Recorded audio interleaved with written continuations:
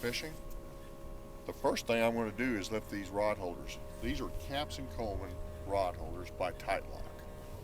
Absolutely the cat's meow of trolling, what we call trolling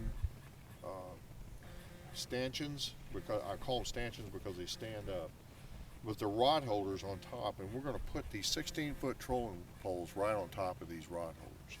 So the first thing I'll do is I'll take these, and these are on a gimbal, so that you can move them around.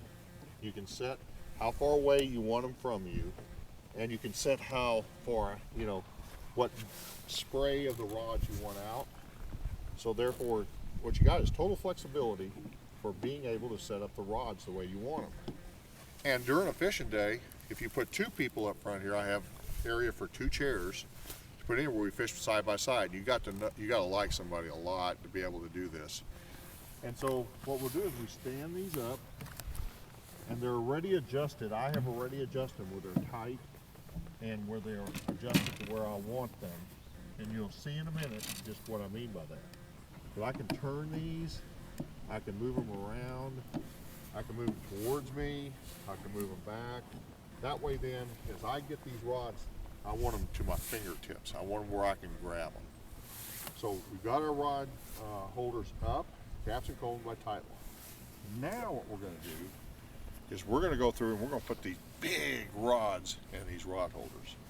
So if you'll just hang tight for a minute while I start taking these out, but what I will do is I'm going to take them out of what's called a Driftmaster rod system that you see right now. And that Driftmaster rod system keeps these rods up and separated so I don't have a big tangled mess where I have a whole bunch of rods that love to be together. So what I've done is I've separated them out. You can also, this comes with a plate that goes on top of this and locks down, so when you're out someplace and you want to lock them up or they can't steal them for you, then you can put that on there and they can't get your rods and reels. Believe you me, last year I know about that because I lost a whole set before I got this. So this is the cat's meow when it comes in. You can tell I have cats because I've had cats because I do cat's meow. So here we go. What we're going to do is start taking these out. These are 16-foot Ozark rods. And these are spider rig and trolling rods. They're 3-section rods, and some of them are 4-section rods, and they're kind of heavy. I'm going to let Miss Rebecca hold one of these and feel how heavy they are. And what I want to show here is when we're catching crappie, there's a lot of weight in these rods. But you're not holding these rods all the time. So what we're doing with them is we want to get that bait furthest out away from the boat we can. So when we spook fish with the boat, which you will spook fish with the boat, we're pushing those baits through the fish before we get there. And when we have 8 rods out, what we're doing is we're pushing all those baits through a school of fish, and we're going to try to catch as many of those fish as we push through them.